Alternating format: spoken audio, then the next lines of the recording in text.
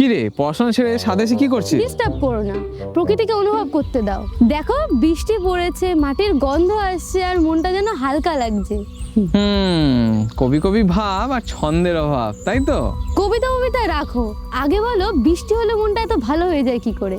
এর পেছনেও আছে বিজ্ঞান। বিজ্ঞান? বৃষ্টির মধ্যেও বিজ্ঞান? দাদা তুমি সব কিছুতেই বিজ্ঞান ঢুকিয়ে দাও। বিজ্ঞানটা আগে থেকেই ছিল, তুই খালি জানতিস না। তাহলে বিজ্ঞানটা বলো তো শুনি। আচ্ছা রানী, তুই একটা প্রশ্নের উত্তর দে তো। বৃষ্টি পড়লে যে মাটির গন্ধটা আসে সেটা তোর কেমন লাগে? এই গন্ধটা মায়ের হাতের পায়েস আর নতুন বইয়ের গন্ধ সব মিলে গেলেও এই গন্ধের কাছে হার মেনে যাবে। এই গন্ধটার একটা বৈজ্ঞানিক নাম আছে, পেট্রিকর। পেটে কি চোর? কে কার পেট চুরি করলো?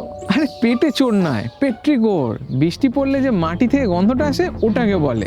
মাটিতে এক ধরনের ব্যাকটেরিয়া থাকে, বৃষ্টি পড়লে সেই ব্যাকটেরিয়া এক ধরনের কেমিক্যাল রিলিজ করে। তার গন্ধ যখন আমাদের নাকে আসে আমাদের মন শান্ত হয়ে যায়। ইস, ব্যাকটেরিয়ার গন্ধে আবার মন ভালো হয়? বিজ্ঞানটা একটু শোন। যখন মেঘ ডাকে আর বৃষ্টি হয় বাতাসে প্রচুর পরিমাণে নেগেটিভ আয়ন তৈরি হয়। নেগেটিভ?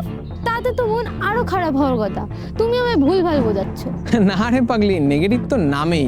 নেগেটিভ আয়ন যখন তোর শরীরের মধ্যে ঢোকে তোর ব্রেন থেকে সেরোটোনিন নামে একটা কেমিক্যাল রিলিজ করে, যা তোর নিমিষের মধ্যে রাগ আর স্ট্রেসকে ধুয়ে মুছে দেয় আর তোর মনকে করে তুলে ফুরফুরে। আচ্ছা, বৃষ্টি শুধু মাটিই ভেজায় না, আমাদের মনে টেনশনগুলোকেও ধুয়ে দেয়। একদম। এর পরের বার বৃষ্টি হলে তুই রিলস না বানিয়ে খোলা হওয়া একটু নিঃশ্বাস নিবি আর প্রকৃতিকে থ্যাংক ইউ জানাবি।